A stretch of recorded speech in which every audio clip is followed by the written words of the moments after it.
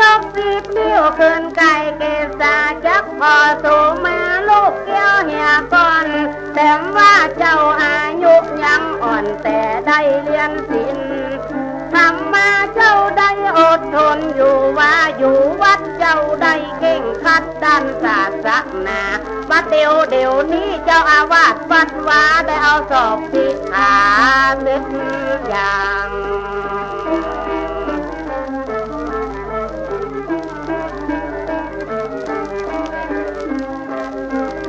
เมื่อเจ้าอย่าได้บรรพชาสู่ศาสนาละบาดเดียวศรัทธาผู้จองผู้บานหลั่งไหลมาเปรียบเหมือนแม่น้ำปากันกับไฟบูชาแล้วมีตึงมาลาเข้าตอกดอกไม้ปากันนั่งไว้ปากันนั่งสายามเมื่อเจ้าจักบรรพชาปิตามารดาเสริมตรง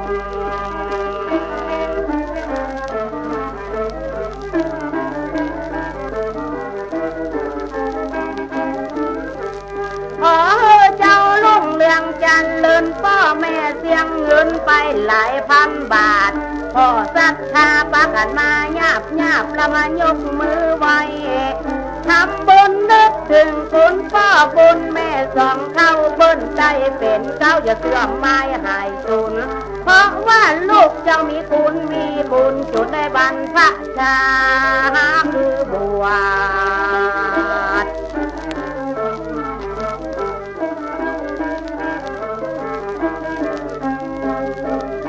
ตุลาเมลัยเจ้าอย่าได้ทำหาเป็นเหล้าเป็นยาที่มีในขวดเต็มเจ้าบ้านเจ้าจองก้นอวดเจ้าอย่าได้สนใจถึงมันแล้วก็เจ้านึกถึงสิ่งทิพย์พักเจ้าทุกวันค่ำเจ้าก่อนอย่ากินอย่าสันขอเจ้าหักษาทุกวันสิ่งทิพย์องค์คำอย่าได้ขาด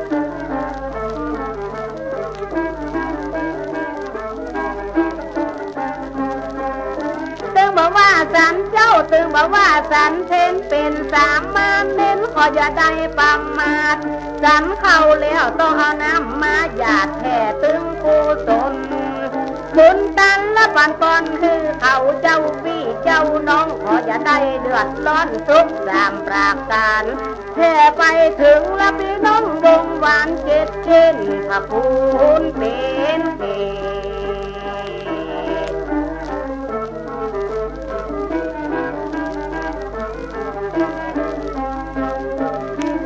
เช่นละพระคุณขอได้เป็นแดนแสนเช่นพระคุณขอได้เป็นเขตเจ้าอย่าไปเสาะหาเรื่องหาเหตุขออยู่กองวัดตั้งงาทำขอเจ้านึกถึงคุณพ่อคุณแม่คุณเฒ่าคุณแก่ครูบาอาจารย์ก่อนรับก่อนนอนต้องได้ท่องทำเสมอทุกวันนาบ่ขาด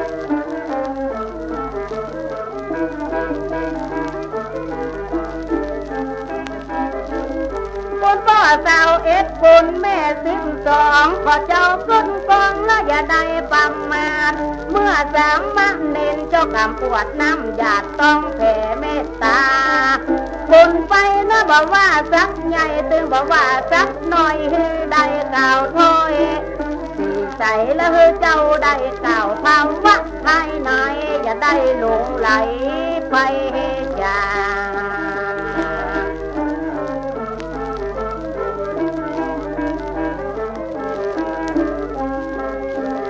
เป็นลูกศิษย์ของพระพุทธเจ้าจะไปทำหาเราจะไปถามหาลาบแม่ง่าแม่ยิงมาลีมากาดขออย่าไปใจสอดใจเซ็งแล้วได้ก้มหน้าพอดินพอปืนขออย่าไปใจขึ้นขออย่าไปใจควางอย่าไปซอกขอของสนุกสนานถึงบอกว่าหุ่นหนังซอปี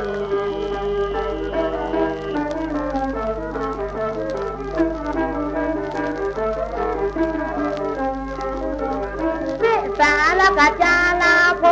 ธรรมะธรรมโมจำไว้เต็มที่ ฉันเข้าตะวันบ่ายว่าที่จังพิษสินเจ้า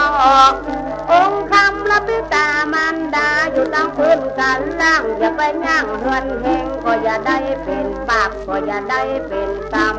เมื่อไปบ้านหันไก่ขึ้นเฮือนจะไปแบ่งใจดำจะไปซักเอามีดมาขวาง